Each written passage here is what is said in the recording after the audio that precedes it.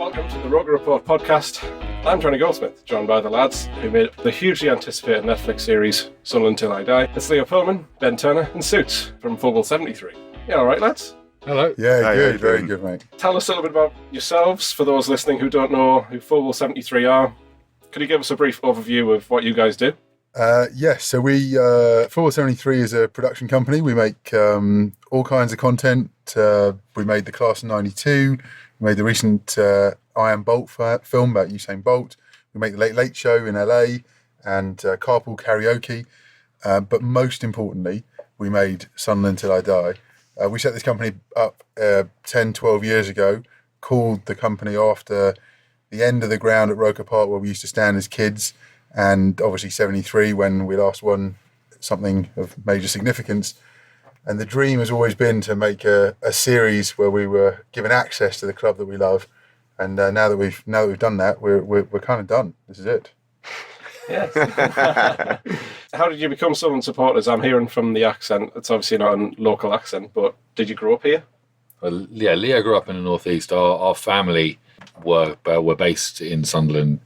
Many of them moved down to London, but the thing that's kind of kept everyone together is the Sunderland connection. It allows the tiniest of members of the family to talk to the oldest members of the family and have something in common. And so when we set the company up, because we were mainly cousins, old friends and family, we needed a name that kind of reflected where we came from. The time that we spent together as kids was mainly at football. It was Gabe and Ben coming to a game with their dad and their uncle, meeting up with me and my dad and brother, and going to a game and standing in the rain at ROKER Park and almost inevitably watching us lose. What about yourself, Souts? Actually, I'm not a Sunderland fan. That is not true. Sorry, I wasn't a Sunderland fan till I came up here. But it was amazing hearing the stories from these boys about their time as football fans. And what was this? Was it Colchester you went and blagged your way in at the end of the season to pretend, like, on the pretense? Colchester in the promotion run, there was only like 200 away fan tickets and we didn't get one. So we called up Colchester and told them we were making a documentary about football and football fans, and they gave us press passes to go and get on the pitch with the yellow jackets on to enable us to go to the game. When Sunderland scored the first goal, we over-celebrated a touch, given that we were on the sideline. Colchester fans kind of spotted maybe we weren't press, and we ended up diving for cover into the Sunderland end. And that's just one of many. So when Gabe made a film and was on Soccer AM as a guest, and when he was on, the researchers were asking us for sort of footage and stuff like that, and we've got this footage of Gabe going nuts in the Derby game from, which was it? It was beating Newcastle. Was it? Was it the Richardson free kick? When Richardson scored the free kick and scored, and then cut to the crowd and they're all going nuts. And if you look in one of the corners, there's Gabe like jumping up and down his parka. Ben's not in shot because he's turned around and is hugging someone else from behind. But these boys are proper Sunderland fans. They're Mackhams through and through. And so, I've sort of been living a bit vicariously through them for this, and then came and got involved yesterday and saw it for myself firsthand. Tell them what you told me. Tell them what you told me earlier in the lift about your experience of being in Sunderland. Oh yeah, well, we were just talking. Obviously, we're talking about it because that's what we do when we're up here. And wherever you go, people talk about the passion of football, right? And England fans think they're the most passionate football fans in the world. They're clearly not. When you go to South America and other parts of Europe, you see that, like, I would say that the football fans there are like fully fanatic. And actually, as England fans, we're not that passionate. Like at home games, you see someone playing the trumpet and banging a drum every now and then, but you sort of sit there and enjoy it and support. But I think the North East is different, and I think Sunderland fans are different. And I think that they actually do deliver on being the passionate fans that you hear about more than anyone else. Being a part of that and seeing that was one of the, stepping into this world, that was one of the things that really struck me, not knowing much about this club other than just being a football fan and, you know, sort of seeing Sunderland through the eyes of a supporter of a different club. And look, we're lucky enough to do loads of different things, travel the world, meet different people. But I would say that making this series, being exposed to that passion, sort of mirrors the sort of passion that we've seen when we do things like with One Direction. You see the fans for them, or a couple of others, but in a lot of other in a lot of other circumstances, you don't see that passion. But that is the one thing that I sort of saw. I love that. Can you quote Souts on that? The Sunderland fans are the One Direction fans of football. That is, There you go. love that. Some praise. Love that. That Love is some that. compliment. Yeah, make that a hashtag. So. But for you guys, obviously, living away from Sunderland, but you still follow the club. What's it like? Because obviously you're very busy. What's it like following the club for people who perhaps don't live in the area? Well, we grew up. I mean, Leo grew up in up here in the northeast. Me and Gabe grew up in London, and so it was more away games than home games. I mean, coming up to Sunderland for me as a kid was just the most exciting thing in the world. And walking into a stadium where the majority of the fans were Sunderland fans, and with that atmosphere was just like, for me, it was like hallowed turf. I mean, most of my experience would be sitting. We would go in the 80s. So when I was a little kid, my dad would often take us like in the family enclosure, and so I'd spend a lot of time around London grounds with like the entire stadium on their feet and me with my head in my hands. So like to come home was always such an amazing thing. I think there's a romance to Sunderland, and particularly the Sunderland Club Shop that that really stays with us. And I think we over the years when we were students and started working and didn't really have any commitments, and we'd come up a hell of a lot more. There was one particular season, the 15-point season. Yeah. Mm-hmm. The 15-point season, we got more points on our licences driving up and down to home games than the club got that season. Yeah. That's genuinely true. Wow. I mean, with the internet and stuff as well, I guess it's not as difficult for yourself, Leo, to perhaps stay up to date with what's going on in Sunderland as well. Obviously. Yeah, I mean, it's not the same atmosphere, but no, it's not at all. And as Ben said, even at this age, you still get a massive tingle out of coming to a home game. And now that the three of us have got kids, and we've all got boys who are between the age of like 4 and 2.5, and having them get excited about Sunderland, and I mean, they don't understand yet what we've burdened them with yet. I mean, they will do sooner or later, and they'll hate us for it. But right now, they're excited at the idea of being Sunderland fans. And we're bringing them up to their first home game, the Bristol game, in a couple of weeks. Oh, yes. And that kind of reignites that passion in you. You know what I mean? It's then you realise you've got to start going to games again because you've got to bring them. And that's really special. And walking around the club now and just like having filmed there for a season and a half now, and just knowing everybody around the club even better, all the people on all the doors and the chefs and just like the infrastructure of the club is really special, after all those years. And those people are really special. And I think they come across as that in the show when you watch it. Yeah. Going back to your point about like with the internet and how it's sort of changed how you stay in touch. We've got a WhatsApp group, which is the three boys and myself. And obviously some of the games that these guys couldn't come up to last year while we were making the first series. But I was there for every game. So I was there filming, and leading up to it, we'd chat, and they would straight on, like, what's the lineup? What's going on? And they would be asking me, but also be searching the internet for all the sort of information. And then we'd be shooting the game or, going in for interviews and all that sort of stuff. I'd come back, and sometimes I wouldn't be able to keep my phone on me because you're working. The amount of messages that would fill that group during a game, every single game, would just drain the battery. So I couldn't contact anyone else. We needed to chat to Borley to try and organise an interview afterwards. Couldn't get in touch with him because the messages that these boys had been sending each other had just completely wiped the battery. Most of them abusive. We get that on the ROKER Report. We've got a WhatsApp group as well, and so during the games, it's like you don't miss a thing. If you're not there, it's all right. Yeah. Just read through the conversation. Yeah.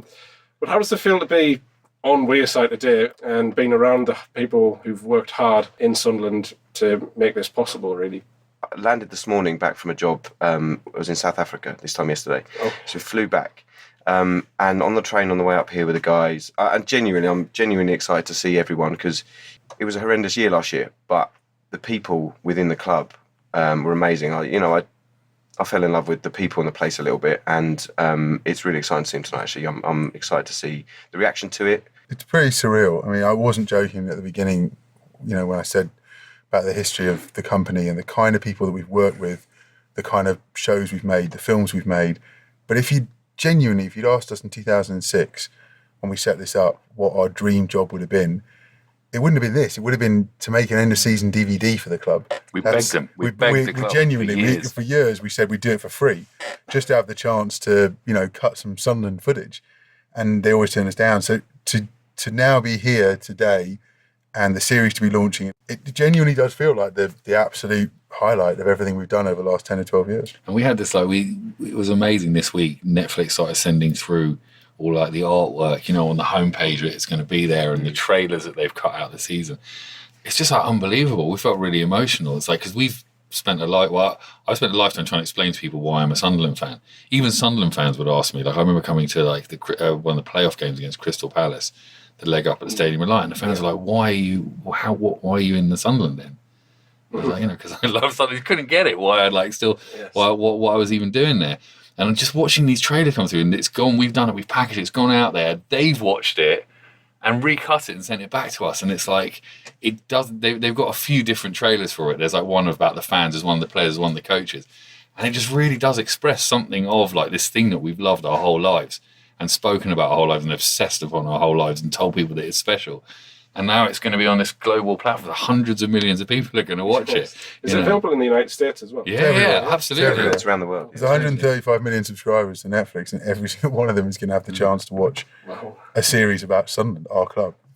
I mean, for you guys, it must be, as you say, a dream come true. But take us right back to the start of this. What made you decide, you know what, we're going to make a series about Sunderland and we're going to let the whole world see it? What made you decide you want to do that? Well, we just always wanted to do it. What, like, for us, it was like, it's really true. This is the thing we wanted to do. Mm-hmm. The interesting thing was how to pitch it to Netflix. Yeah. That Sunderland are the club to do it on. I mean, like, Leo's an incredible salesman. Thanks. But this one was particularly personal because Sunderland, unlike other clubs, well, every club's got a story, but things happen in Sunderland. It's never boring here. Yeah. And so we, rather than do like a mid-table Premiership team, I mean, we thought it was going to be the return. It was going to be amazing because you'd see a club rebuild and go back to the Premiership. That was the sell. But it's also that it's also something very special about the area of Sunderland and the role that this football club plays to the city of Sunderland, and kind of the role that the city of Sunderland plays in England. It's a kind of microcosm of a lot of like big themes that are playing out across world politics that somehow work their way into this club and into that story. And I just hope that when it comes out, it really does sort of touch people across the pond and all over the world, and they see a bit of their own kind of story in that. I mean, that was the sell. As a Sunderland fan myself, just to see this happen, it's bizarre, really. It's kind of surreal to think that, because you've got the Manchester City one, there's one about Juventus, and then there's one about Sunderland. And it's like, wow, it's my club getting this kind of thing. It's good for us as well. You've got like Goal as well, where you see like Newcastle United's on absolutely. There. But the great thing about that was that it was shite. So. And also, going in a serious note, going back to those other two, the major difference between this and those two is that this is much better than those two as well. I'm with you on that. Yeah, but I really want to keep saying, I don't get too involved in it on Twitter, but I keep wanting to reply to people and just being like, to two types of people, Sunderland fans being, oh my God, how am I going to want to watch this? Last season was bad enough. I just want to say to them, it's made by people who love the club. Mm-hmm. Like, it's made by, it's not like the Man City documentary is made by an American production company who want to come in here and put soccer on the screen. Mm-hmm. It's not the same thing. This is made by people who really love the club, and conversely to people from other clubs who are laughing about it. Mm. It's like it's better than it's deeper than that. It's deeper than the other football films that you may have seen before. Yes, because it's made with real love about. Let's talk about the club itself. Were they easy to get in contact with to suggest that you want to get the cameras involved in the training rooms and a bit closer than before? How were they with that? We had a good relationship. We knew a lot of people at the club. We knew the owner at the time, Ellis Short and Martin Bain. And we started talking to them, actually, it was about 2/3 of the way through the Premiership season, the season we got relegated. And so there was still at that point the hope that we do what we'd done the previous 3 or 4 years, which is survive in the most dramatic of fashion and have another year in the Premiership. So when we started talking to them about it, the idea was to follow them in the Premiership if they survived. The pitch to the club, the pitch to Ellis, was very much about building the Sunderland brand. It was about the idea there was 135 million Netflix viewers, and just think of the commercial upside of allowing the club to be seen by the rest of the world. And also, with it being made by Sunderland fans, it wasn't like, we were going to dig to find the dirt. We were just going to tell the story as it unfolded. So that was relatively simple. When the club were relegated, it obviously became a little trickier. Although, again, the pitch at that point was, let the world see you guys turn this around. Let the world see the club win promotion, Phoenix from the Flames, do what Newcastle had done the previous year, storm the Championship, a division that traditionally we're really, really good at. And so, again, it seemed like a relatively easy pitch, or relatively easy comparatively. And the club bought into it. Obviously, once they'd done so and the cameras were rolling, then as the season panned out, it wasn't like they could stop us from filming at any point during. So, the rest is history, I guess. There's always a bit of sort of give and take with the access. Whenever you do this kind of documentary, it depends on the relationship you build. Whatever's written down on paper about what's agreed, it depends on the relationship you build with the people there. And it was complicated because very quickly the manager was under pressure, and his feet and everyone in the club is suddenly like wondering whether they actually want to be filmed, doing what they're doing on a daily basis. And then the manager gets sacked, so you've got to build a relationship with someone new. Go back a step. We pitched it originally to David Moyes. That's so true. The first pitch was right. There you go.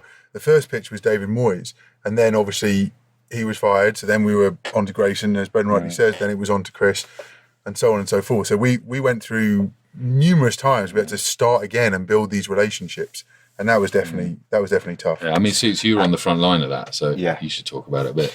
Yeah, I mean, it was a lot tougher than some of the stuff we'd done. If we're doing, for example, we're making a film with Usain Bolt, we work in small teams, so there'd be, say, 4 or 5 of us go over to Jamaica for a certain period of filming, a little chapter that we need for it. And really, when you're looking at building a relationship with him and his team, you're talking about 3 of them. So you're talking about his manager, him, and his agent. So you can spend you don't have to spend as much time building a relationship with 3 people as you do, for example, with an entire football club, where you've got CEO, management, staff, players, we're trying to build relationships with the whole city. And also, you forget about the period of time we're talking about, because football just is never ending. It continues. We're already into a new season. We're already into a new manager. We're already into bringing up to Christmas, almost another second of their transfer windows with that new manager. You forget about the period we're talking about. And you're talking about a period where we're trying to build relationships where the previous manager nearly lost his job for a comment made about, with the BBC about the joke with the female member of staff. So understandably, football clubs don't necessarily aren't traditionally known for opening their doors, and this one as well had reasons to not want cameras anywhere near them for a host of reasons. Yeah, the club have a pretty checkered history over the last couple of years with internal dramas. So it wasn't the easiest job, but we got there and we kept going. And I think the series is brilliant, and I think it is a brilliant access doc. It isn't like the Man City doc where we're dancing around in the changing rooms, but that's what was happening in the change rooms last year at this football club. So the series does reflect what was going on here, which is a different story. And most of the team weren't even in the change room. Yeah. It's almost a dream for Sunderland fans to be able to access, the club behind the scenes, to be able to film what's going on. I mean, obviously, apart from brilliant, I guess. What was it like for you guys? It was a strange, it was a paradoxical thing, because the drama of what was going on was amazing for the documentary. I mean, like, when you set out at the beginning to shoot something like this, it's 8 episodes. So, like, how are you going to fill that? When you think about how you're going to fill those 8 episodes, sometimes you think about, there's going to be a stretch of, if they were like on a promotion till and we're just winning game after game, what are you going to put in those shows to make it interesting? Well, I mean, from that perspective, last year, if you get through 2 managers, transfer windows, all the kinds of different things that happen, you're almost struggling to be able to get all of that into it. But as a fan, it's quite painful, and it's interesting because you have different instincts within you. Like all the fans were very, very tough on, like, let's say Martin Bain. But we got to know him quite well, and the guy made mistakes, and there's plenty of wrong things about it, but he really cared about it. He was working really hard to try and turn it around. And he had his hands tied behind his back by an owner who'd completely given up. I mean, Martin Bain was You know, as we said before, he's working 22-hour days and doing the job of 7 or 8 different people just to try and keep the club afloat. And people see him as this stooge for Ellis Short, but you know, Ellis Short had cut off the funds and was making the job impossible. So on the one hand, you're sitting there watching it, being like, you know, fuck Martin Bain, and we need to see a victory in the moment. And then afterwards, you go and speak to him. You feel awful about it. You feel awful for him. You know, you develop that relationship, and you see both sides of it. I tell you, seeing the difference in him as well. We obviously worked with a lot of the local press. So we'd be speaking to Nick Barnes from BBC North and all the guys at ROKER Report and all these other guys weekly. And you see the mood in the place weekly. And we had a conversation with Nick Barnes towards the end of the season. And Nick he basically said, like, you can see it. You can see the effect that this club has had on Martin. I had quite a close relationship with Martin through the filming of this. And I could see that as well. And it was quite interesting because when you're in the club, in the middle of it, you can't really say that much to everyone outside, right? Because that's the point of it. It's about trust. Once you're inside, you don't then go and spill the beans on what you're seeing and what you're learning and what you're experiencing. And then we'd go outside and we'll speak to fans, and fans would be saying to us, like Ben said, well, fuck Martin Bain, he doesn't know what he's doing, he doesn't care. And then that next afternoon, you're going back with Martin and you can see it on his face that he's trying everything he possibly can to turn it around, but without any money, how do you do that in a football club? So that was really interesting to see. The other thing about, going back to what Ben was saying about what's it like as football fans to be involved and to see what everything's going on, is Ben was then heavily involved in the edit. That's one of Ben's specialities. And when you're filming it, you live it once. When you're in the edit, you live that 10 times a day, or just for hours and hours and weeks and weeks and weeks. And so, for example, like the relegation, we knew it was coming. Everyone did. We were building up to it. We were filming it with, you know, the story in mind. We then essentially passed that over to Ben in the edit, and he had to relive that for days and weeks and hours into the small hours of the night. So I actually we cut a kind of early sort of promo of it to show Netflix where we were going, and it was really soon after relegation, and the footage had just come in, and we pulled an all-nighter cutting it, and actually cried in the edit suite because just watching us go down and just watching it again and again, and looking to make the drama even more, and looking at shots of all the fans heartbroken and seeing Darren Bent score the goal. You know what I mean? It was just awful. It's just like unbelievable. And it was quite cathartic in a way, because by the morning I felt like I'd sort of grieved. Cried it all out. Yeah. And then I had to spend another 6 weeks editing the same thing over and again. It was it's a mixed blessing. What about, you've filmed in some fans' houses and watching them on a daily basis. How did you recruit fans to be part of it? Did they say they'd like to help out, or? Well, we had a full mix. I mean, we were going around speaking to people from the first minute. The other thing about the process of that was it started off because the deal got done and the season was just about to start. So we started off with, well, just the first thing was just me on my own. I went to Scunthorpe away with a camera. And then we started to build the team sort of as the year developed. And so we were sort of working it out as we went along. And obviously you experience different things with these fans, and you see different things in them and what they might offer the series. My first interaction with the fans at Scunthorpe was I was walking around with the camera, and at one point I sat down next to this nice family from Scunthorpe, and they said, "Oh, how are you? Nice to see you. What are you doing here?" And I couldn't really say anything. They asked me if I wanted a cup of tea. I went into the Sunderland end to film a shot from behind, and got shouted at. They said, "Who's that nonce with a camera?" And I got shouted at by all the fans. How did they know you? Amazing. I didn't think I was like, what have we signed up for? What are we getting ourselves on? And then when you start to, we've all shouted things at football games, so forgive me where that was. But then you start to meet these people and you start to see, what the different types of fans you have and how much it matters to them, but in different ways. And you see the different people. We wanted to represent the whole city, so we've got sort of various different fans of different backgrounds in here. And it was just a case of being out there meeting people because, as you know from being up here, everyone wants to chat to anyone. And so we just got chatting away and met some amazing people. I remember there was one game that we were losing quite heavily in, and some fans didn't really like the camera being on them. Yeah. How was that when fans don't react in a particularly... Obviously, they're getting beat 3-0, and it's obvious they're not going to be happy, but how is that for someone who's holding a camera to have fans who just want you to keep away? And yeah, it was quite traumatic actually for the cameraman who he got sort of wrestled to the ground, and the camera he tried to get the camera off him. It's hard in that instant. So many things happen in that moment.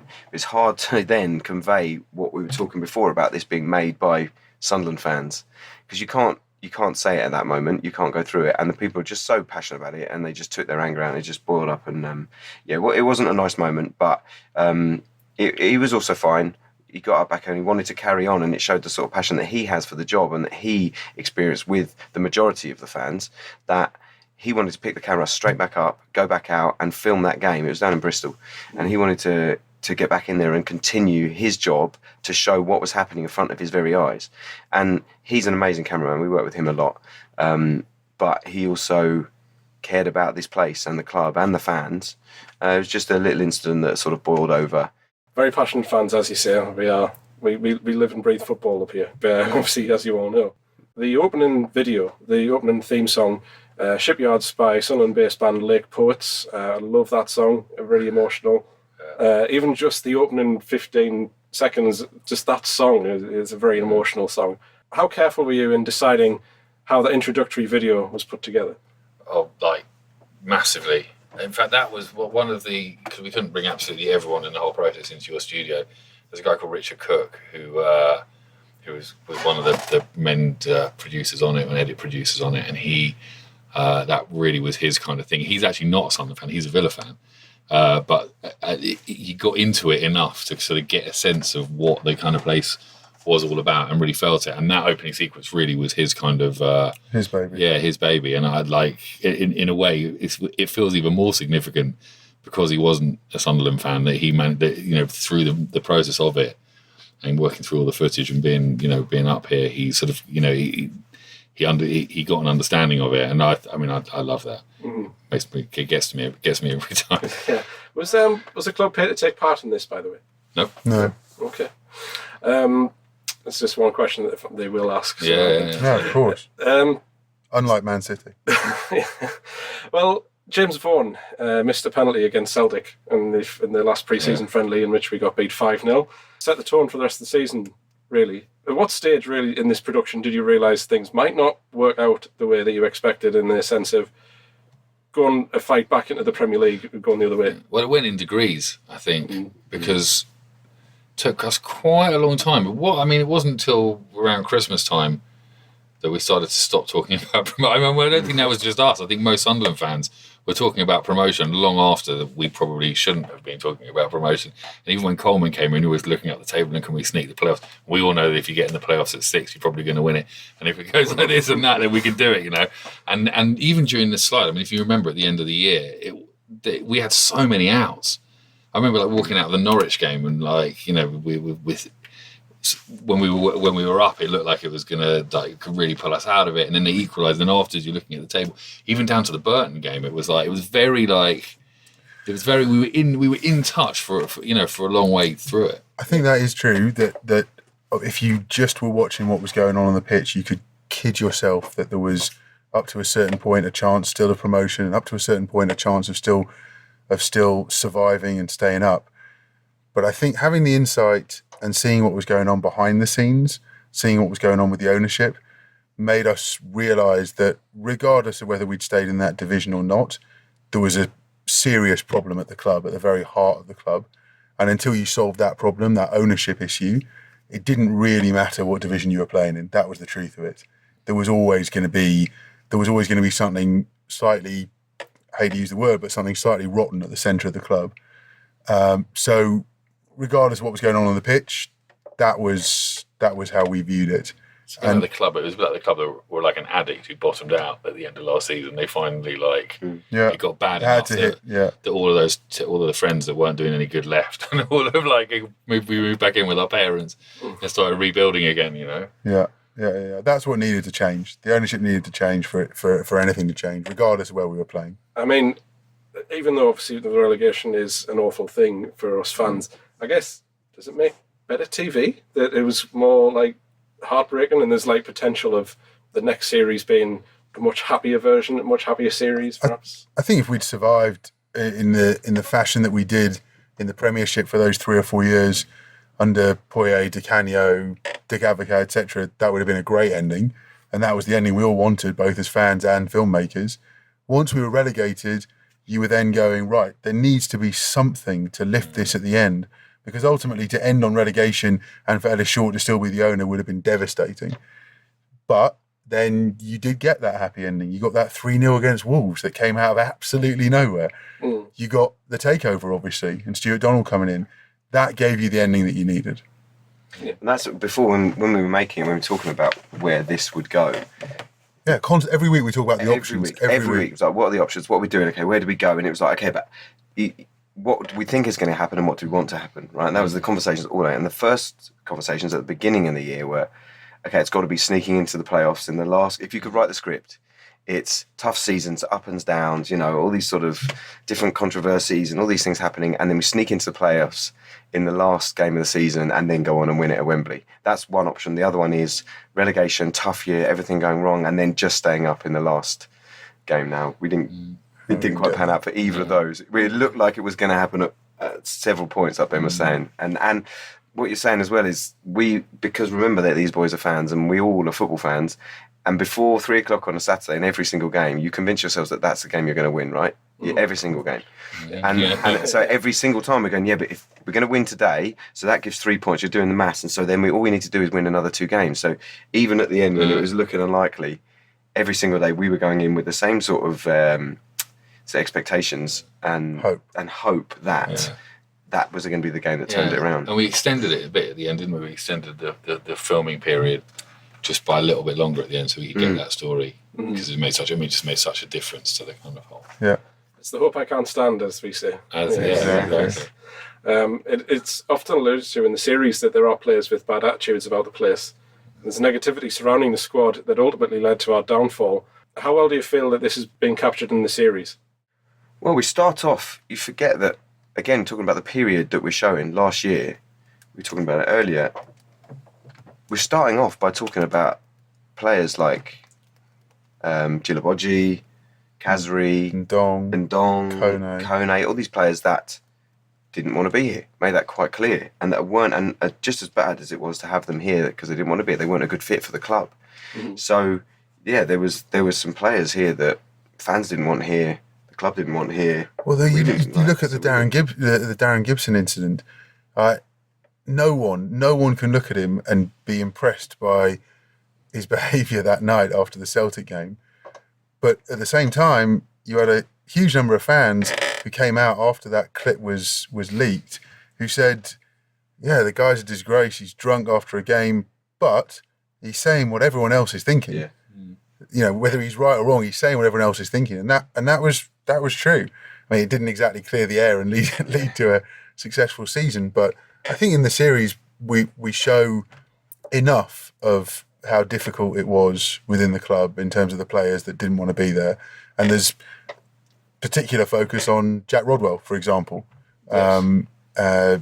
We got Martin Bain talking about it. We've got the clip from the physio room that alludes to it.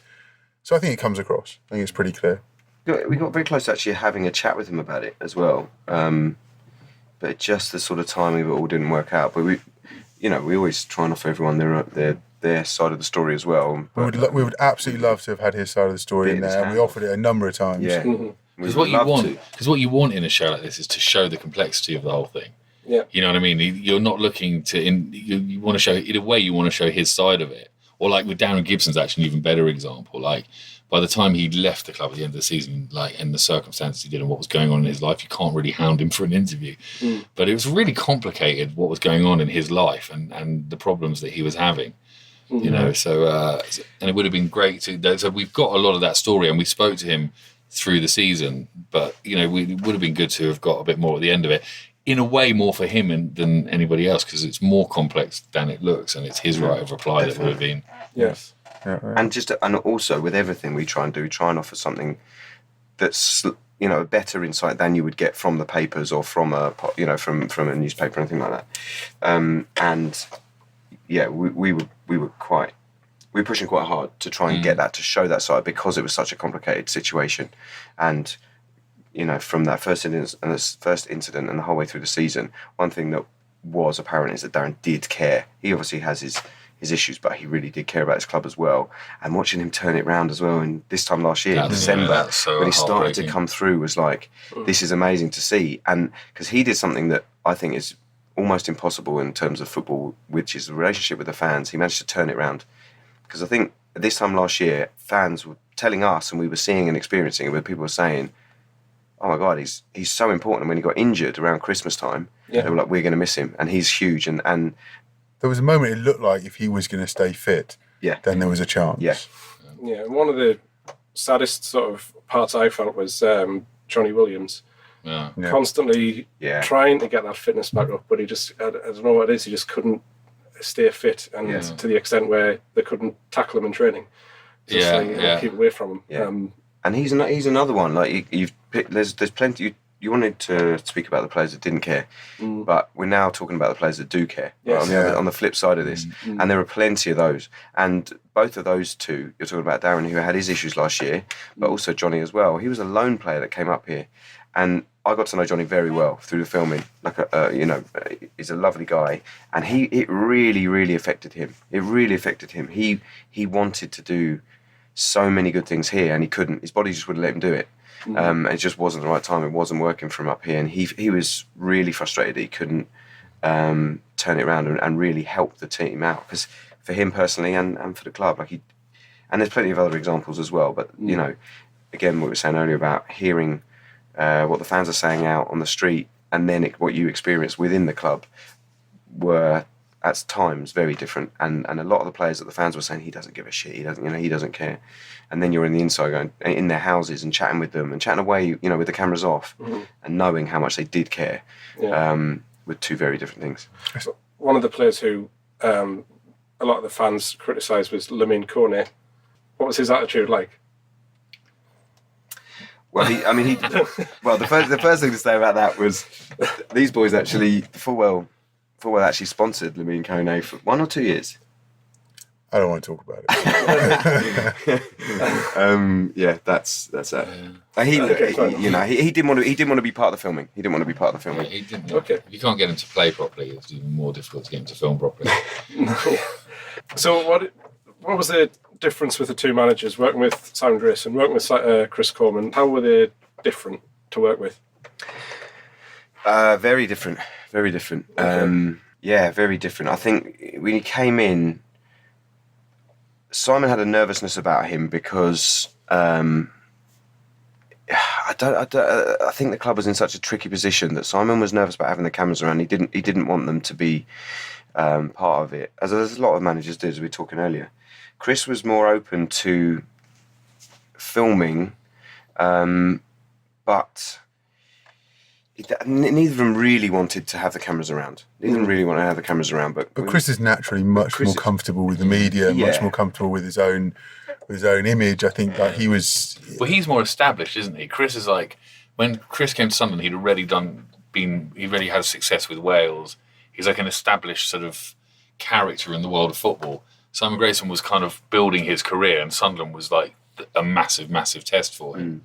So he would naturally be a bit more sort of cagey about everything. Yeah, but I think just on a personality-wise, Chris, I think quite enjoys having cameras around as long as the pressure wasn't too great. I think that the situation changed that. Also, we got to build that relationship from Chris from almost day one.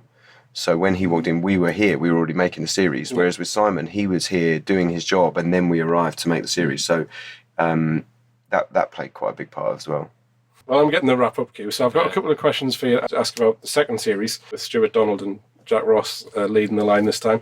Is it going to be a similar length, or can it be a bit longer, perhaps, since we've got a lot more exciting things happening this season? Or in terms of episodes, it'll probably be a similar length. I think it's the right number of episodes to tell a story over the course of a season. But the kind of the register of it's different. Obviously, the team are doing a lot better. And Charlie and Stuart are, well, it's not just a lot more open with us, they're a lot more open with everyone in general. In fact, we spoke about they're setting a new standard for the kind of openness and transparency and just enjoyment of running a football club. So there's that side of it being brighter, but there's also, you're going to see a lot more of the inner workings of the club from that side.